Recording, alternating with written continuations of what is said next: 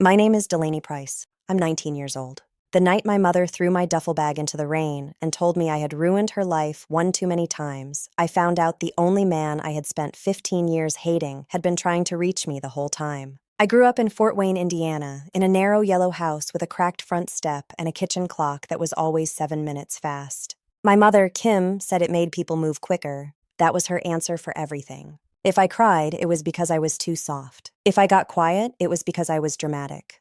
If I got an A- instead of an A, I was getting lazy. She had a way of making every room feel smaller just by standing in it. I worked the opening shift at a bakery near downtown, the kind of place that smelled like cinnamon before sunrise and burnt sugar after noon. Then I drove across town for classes at Ivy Tech because I was trying to become a radiology tech. I liked the thought of learning how to see what other people missed. Bones, fractures, shadows, tiny truths hidden under skin. At home, nobody wanted hidden truths. My stepfather Travis liked to call himself practical. That was the word he used when he took food off my plate because I wasn't paying rent. It was the word he used when he counted the gas in my car like it came out of his veins. My little half-brother, Ben, was 10 and still young enough to believe adults were basically good. I think I stayed in that house longer than I should have because of him. He still slipped notes under my bedroom door that said things like, "You're the only one who helps me with science," or "Don't leave before my game Saturday." The only person who ever made that house bearable was my grandfather, Walt. He had grease under his nails, no matter how much he washed his hands, and a laugh that sounded like an engine trying to turn over in winter. He used to own an auto shop on the south side before Travis started helping with the books, and Walt's heart got too bad for 12-hour days. When I was a kid and my mother was on one of her moods, I'd walk the 6 blocks to the garage and sit on an upside-down bucket near his toolbox while he worked. He never asked me what was wrong right away. He'd hand me a root beer in a glass bottle and say, "You can tell me now, or you can tell me when the sun goes down. Truth keeps." He was the one person in my family who never called me difficult. He died 2 weeks before everything broke open. The funeral was all stiff hugs and casserole dishes and women whispering in corners. Travis shook hands like he was already inheriting the earth. My mother cried beautifully, which sounds cruel, but there are people who look most honest when they're lying, and she was one of them. I stood there in a black dress I'd borrowed from a coworker and felt like I had lost the last witness to my childhood. After the funeral, the house got colder. Not temperature colder, human colder. My mother started moving through the rooms like she was angry at the furniture. Travis was at the garage all the time, saying paperwork had to be sorted, titles had to be transferred, insurance had to be reviewed. Every time I asked a question, he'd tell me not to worry about grown-up things. Then came the Thursday night that still wakes me up sometimes. I got home 20 minutes late from class because my instructor kept us for lab. When I walked in, Travis was standing in the kitchen with a metal cash box open on the table. My mother had her arms crossed. Ben was sitting on the stairs, frozen. "Where is it?" Travis asked me. "Where is what?" "The deposit from the garage. $1,200. I laughed, not because it was funny, but because that was the kind of accusation so stupid you expect someone to grin after saying it. Nobody grinned. "I just got home," I said. "I haven't even been near the garage." Travis took one step closer. "You've been desperate for money since your grandpa died. College. Car. Freedom." He smiled when he said that last word like it tasted rotten. I didn't take anything. My mother looked at me with that flat, exhausted disgust she saved for me like a special dish. "Delaney, if you did, now is the time." "I didn't." Ben stood up on the stairs. "Mom, she was at school." "Go to your room," Travis snapped. Ben flinched and disappeared. I turned to my mother. "You know me." And she said the sentence that split something in me permanently. "No," she said quietly.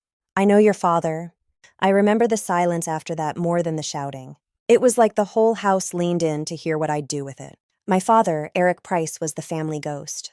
According to my mother, he was selfish, weak, dishonest, and gone. He'd walked out when I was 4 after stealing from my grandfather's shop and breaking my mother's heart. That story had been told so many times it had hardened into family scripture. Anytime I made a mistake, however small, my mother would go still and say, "There he is." I think that was the moment I realized I had been sentenced for somebody else's crime before I was old enough to spell my own name. I said, "If you're going to hate me for being related to him, then maybe you never wanted a daughter. You wanted a witness who would agree with you." My mother slapped me so hard my ear rang. Travis opened the front door and tossed my duffel bag onto the porch. I hadn't packed it. He had, which meant this conversation had started long before I walked in. "Get out," my mother said. "Mom, Get out before I say things I can't take back. The rain had started by then, thin and cold. I looked at her for one last second, honestly thinking she might soften. She didn't. She looked relieved. So I picked up my bag and walked down the front steps with my whole body shaking. I spent an hour under the awning of a closed laundromat trying to decide which friend I could burden least when my phone buzzed with a voicemail from a number I didn't know. "Delaney, this is Richard Mullen," the voice said. "I'm the attorney who handled some affairs for your grandfather. He asked me to contact you only under specific circumstances. If you are no longer staying at your mother's house, call me back tonight." I listened to it 3 times. That was the trigger, not the slap. Not the rain, not the bag on the porch. The trigger was my grandfather's voice reaching from the grave through a man I'd never met. Richard met me the next morning at his office downtown, a place that smelled like lemon polish and old paper. He looked like the kind of lawyer who had spent his whole life saying hard things softly. He slid a large envelope across the desk. "Your grandfather instructed me to give you this only if you were turned out or if you told me you no longer felt safe in that home." My hands were shaking when I opened it. Inside was a storage unit key, a folded sheet of paper in my grandfather's blocky handwriting, and a cashier's check for $3,000. The note said, "Lainey, if you're reading this, then Kim did what I feared she would. I'm sorry I'm not there to stand in the doorway for you. Go to North River Storage, Unit 14B. Do not tell Kim. Do not take Travis. Everything you need to know about Eric is in there. None of it was your fault. Love always, Grandpa Walt." I couldn't breathe for a second. Richard waited until I looked up. "He loved you very much," he said. "Why would he do this in secret?" His eyes dropped just for a second. "Because some truths get more dangerous before they get better." The storage unit sat behind a chain-link fence near the river in a row of faded blue doors. Unit 14B stuck halfway when I lifted it, then rolled up with a scream of metal. Inside were 6 banker's boxes, an old green toolbox, a dented file cabinet, and my grandfather's work stool. Dust floated in the strip of light like the whole place had been holding its breath. I opened the first box and found letters. Dozens of them. Every envelope had my name on it in the same careful handwriting. Delaney Price. Age 5. Age 6. Age 7. Some were still sealed. Some had red stamps across the front. Return to sender. My knees actually gave out. I sat down hard on the concrete floor. There were birthday cards, Christmas cards, one thin envelope with a pressed daisy taped inside, another with a child-sized bracelet made of blue string and beads. All from Eric. All sent to me. All never delivered. The next box had court records, bank statements, copies of checks, a photograph of my mother and Travis together dated 8 months before she claimed my father left. That one made me stare. In the picture, Travis's hand was on the small of her back like it belonged there. The third box held a cassette recorder and 3 tapes labeled in my grandfather's hand. Tape 1, start here. Tape 2, if you still don't believe me. Tape 3, for when the anger comes. I found a dusty boombox in the corner and pressed play. My grandfather's voice filled that unit, rough and tired and heartbreakingly alive. "Lainey, if you're hearing this, then I waited too long to tell you the truth, and that's on me. Your father did not abandon you. He took a plea deal for theft because Travis was skimming from the garage, and Kim's name was tied to one of the accounts. Eric thought if he kept Kim out of prison, she'd let him stay your daddy. She promised him letters, calls, weekends. She lied. I stopped the tape and threw up in the trash can by the door. I wish I were exaggerating for dramatic effect. I'm not. That's what betrayal felt like in my body. Not poetry. Not fire. Acid. I sat there for a long time with my forehead against the cool metal of the file cabinet, listening to the rain tap the roof. When I finally played the tape again, my grandfather explained the rest. Travis had been stealing from the garage for years, small amounts at first, then bigger. My father found out. My mother had already been having an affair with Travis. When the books didn't add up, Travis shifted the blame toward Eric. There was one check, only one, that my father had signed after my mother begged him to cover an overdrawn account tied to medical bills from when I was a baby. He said he'd fix it the next week. He never got the chance. That single lie became a doorway big enough to drag his whole life through. My mother testified that my father had been dishonest for months. Travis fed the prosecutor records. My father took the plea instead of fighting because my mother swore that if he forced a trial, she'd take me out of state and he'd never see me again. He thought he was making a temporary sacrifice. Temporary turned into 15 years. Every letter he sent came first to my mother's house. Every letter died there. I don't remember driving from the storage unit to my friend Tori's apartment, but somehow I made it. She opened the door in pajama pants and took one look at me. "What happened?" I handed her one of the letters. She read the front, looked up, and her face changed. "Oh, Dell." That was all she said before pulling me into her arms. I didn't cry right away. I sat on her couch with the envelope in my lap while her coffee went cold on the table. Shock is weird. You think it'll come like a scream, but sometimes it comes like still water. Then I opened the letter addressed when I was 7. Pumpkin, it began. I don't know if you still like purple or if you still ask for your toast cut into 4 squares. I don't know if your front tooth came in. I don't know if you still sleep with Bear. I'm writing anyway because love is still love even when it has nowhere to land. That was when I broke. I bent so far forward my forehead touched my knees and a sound came out of me I had never heard before. Tori sat on the floor beside me and rubbed my back while I cried over a man I had hated on command. By that night, grief had turned into motion. I wanted to see my mother's face when I told her I knew. I drove to the house just after 9. Ben's bedroom light was on. Travis's truck was in the driveway. My mother opened the door before I knocked twice, like she'd been standing there. "You need to leave," she said. I held up the letters. The blood drained from her face. For 1 second, I saw the truth before she put her mask back on. "Where did you get those?" "Grandpa." Travis came up behind her. "You don't get to bring your drama here." "My drama?" I laughed, and it came out jagged. "You stole from him. You framed Dad. You let me believe he threw me away." Travis's jaw tightened. "Watch yourself." "No. You watch me." My voice was loud enough that Ben appeared in the hallway. My mother saw him and whispered, "Go back to your room." He didn't move. I stepped inside without waiting to be invited. Rainwater dripped from my coat onto the hardwood. The kitchen looked exactly the same as it had the night before. Same fruit bowl, same crooked calendar, same people. Only now the room had no lies left in it for me. I spread the letters across the table. They were writing me at different ages, Mom. 7, 9, 12, 15. You burned some, didn't you? That's why there are gaps. Her mouth trembled. "Delaney, don't say my name like you love me." Silence. Then Travis said, "Eric wasn't innocent." I turned to him. "Neither are you." My mother grabbed the back of a chair so hard her knuckles whitened. "He signed that check." "One check," I said. "Because you asked him to." She looked at me like she hated my face for knowing things. "You don't know what it was like," she said. "You were little. We were drowning. Bills. Your surgery. Your father was always dreaming, always thinking next month would save us." Travis was solid. He knew how to survive. I stared at her. "So you traded truth for convenience?" "No," she snapped suddenly. "I traded it for stability." That word hit me harder than the slap. Ben was crying now, quiet and scared. I heard him before I saw him wipe his face with the heel of his hand. Travis turned toward him and barked, "Stop that." And something in me detonated. "Don't you talk to him like that!" I shouted. Travis took 2 fast steps toward me. I didn't back up. Maybe I should have. Maybe I was too angry to be smart. His hand lifted, not all the way, but enough. My mother moved before I did. She shoved him back with both hands so hard he stumbled into the counter. A mug crashed to the floor. "Don't," she said. That one word came out of her like blood from a wound. We all froze. I had never seen her choose anyone over him. Travis looked stunned for half a second, then furious. "Kim, no." She was shaking now. "No more." He took another step. "You think you can suddenly grow a spine because she found some old papers?" My mother started crying, but it wasn't beautiful this time. It was ugly, breathless, panicked crying. Real crying.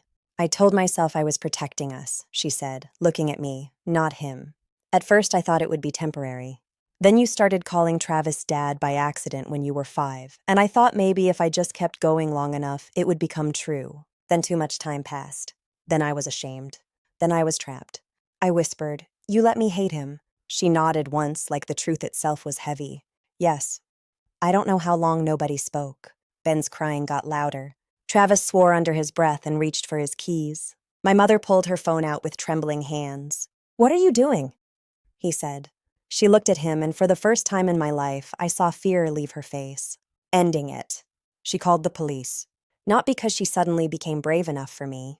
I know that now. She did it because she saw Travis look at Ben the way he had looked at me for years, and some buried piece of her motherhood woke up too late, but not too late. The weeks after that were ugly and slow. There was no satisfying movie montage where justice arrived in perfect timing. There were interviews, accountants, paper trails. My grandfather's records helped prove Travis had been skimming from the garage long after my father's case. My mother gave a statement. Travis was charged, though not for everything he deserved. The law is frustrating that way. It catches ledgers more easily than cruelty. As for my father, I found him living in Dayton, Ohio, in a duplex behind a towing yard. I almost turned around before knocking. A man opened the door with gray in his beard and my eyes in his face. For a second, neither of us moved. Then he said very softly, "Delaney?" I had practiced speeches the whole drive down. None of them survived that moment. "You wrote to me," I said. His mouth twitched like it hurt to smile. Every chance I got, he didn't reach for me. That mattered. It told me he understood there are distances bigger than miles. Inside, his place was neat and plain. A couch, a tiny kitchen, framed pictures of fishing lakes, no sign of a secret family, no polished reinvention. Just a man who had built himself back in pieces. "I need to know the truth," I said. He nodded. "You deserve that. And I need you to hear it from me before anyone makes me a saint." So he told me. Yes, he'd signed that check.